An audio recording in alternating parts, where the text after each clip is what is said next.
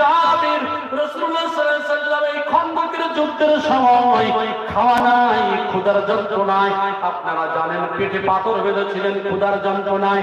আল্লাহর নবী সাল্লাল্লাহু আলাইহি ওয়াসাল্লামের অবস্থা দেখে হযরত জাবির রাদিয়াল্লাহু তাআলা বিবিকে বলেন, বিবি ও প্রাণের বিবি, আমার নবীর তো কয়েকদিন যাবত খাওয়া নাই, নবী আমার বড় কষ্ট পায়। ওগো আমার স্বামী গো, আমার বাড়িতে তো কিছু নাই, একটা মাত্র বকরি ছাড়া কিছু নাই, তবে আমার নবীকে দাওয়াত করে মাত্র 2 কেজি আটার রুটি আছে, রুটি 2 কেজি আটা রয়েছে, আর এই যে ছাগল রয়েছে, এই যে খাসি অর্থাৎ এই বকরিকে আমি জবাই করে দিই।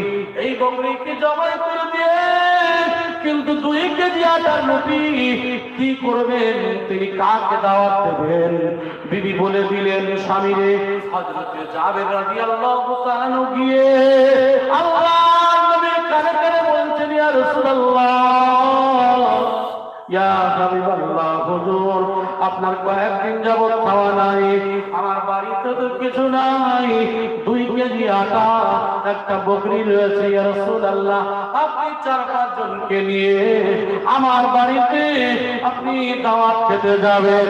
আল্লাহর বিশ্ব নবী কেমন ইনসাফওয়ালা নবী, ওই খননের ময়দানে দাঁড়িয়ে দাঁড়িয়ে বলেছিল, আমার সাহাবীরা রে, ও আমার সাহাবীরা, হযরত জাবের আমাকে দাওয়াত করেছে, আমাদেরকে দাওয়াত করেছে, জাবের বাড়িতে আজকে সবার দাওয়াত, একবার জোরে বলেন সুবহানাল্লাহ। নবী ইনসাফওয়ালা নবী, নিজের পেটের যন্ত্রণা, পেটের ক্ষুধা জানায় নবী গিয়ে শুধু খেয়ে আসতে পারতেন। নবী খননবাসীদের সবার বললেন, চলে গেলেন জাবেরের বাড়িতে। জাবেরের বাড়িতে খাদ্যগুলো নিয়ে আসা হলো।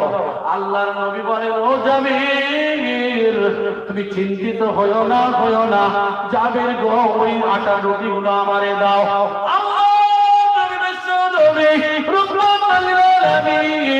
নবী আমার রুটিগুলো চাপা দিয়ে একটা একটা করে বার করে দিতে থাকেন, দিতে থাকেন, দিতে থাকেন, খেতে খেতে খেতে খেতে সমস্ত খননবাসীদের খাওয়া হয়ে গেল।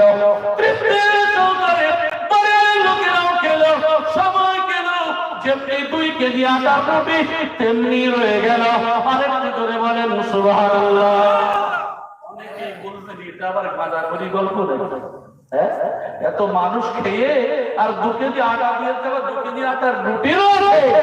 আমার ভাই, এটা করতে পারেন কি আল্লাহ। নদিয়া জেলার একটা ঘটনা আপনাদেরকে শুনিয়ে দিই। বহু পুরানো মানুষ, 85 বছর বয়স, বেচারা কি করবে, সে মজলিস করবে, 85 বছর বয়সে ঘাড়ে বাঁক নিয়ে পুরুলি ব্যবসা করে, পুরুলি নিয়ে ঘরে এই পুরুলি বিক্রি করে সারাদিন 2 টাকা করে প্রত্যেক দিন ডাকে, বছরে একটা করে মজলিস করা। তো এখন দাওয়াত করবেন,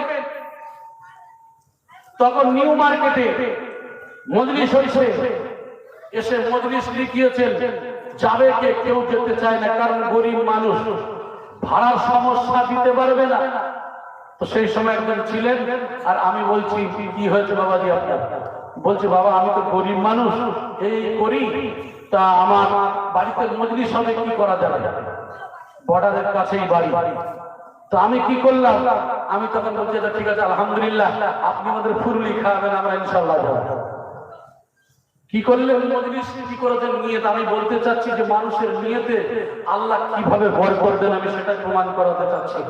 যাওয়ার পরে মজলিসে গেলাম, বর্ডার এলাকায় মজলিস, এত পরিমাণে লোক হয়ে গেল, ধারণা করা যায় না। আর উনি যে আলুর যে ব্যবস্থা করেছে, যে কোরমা রান্না করেছে বা তাবারুক যেটা করেছে, আমার পুরোপুরি সন্দেহ এসে গেছে যে অসম্ভব। আমি বয়ান করে একজনকে দিয়েছে, বলছি বাবাজি এক কাজ করেন, আমি কিছু পয়সা দিচ্ছি, অন্তত কিছু আলু নিয়ে আসেন। বলে, না মৌলানা সাহেব, আমি কিন্তু স্বপ্ন দেখেছি। আমার খুশিরা হুনার কেবলা স্বপ্ন দেখাচ্ছেন কি, যে বাবা তাবারুকটা তুমি নিজে হাতে দেবে, আর দিতে দিতে তুমি কি করবে, বিসমিল্লাহ বলে দেবে, হাড়িটা পুরোপুরি খুলবে না, তুমি দিতেই থাকবে। এটা আমি স্বপ্ন দেখেছি। তা আমি তখন চিন্তা করছি, বাবা তোমার বুঝে দিল, যখন দেখি তাহলে কি হবে না হবে। দুনিয়ার স্বাভাবিক, বুঝতে পারছেন, জাহেরি ইলমের দ্বারা যেটা হয়, কিন্তু জাহেরি ইলমকে সাধারণ যুক্তিতে কি বলে, যেটা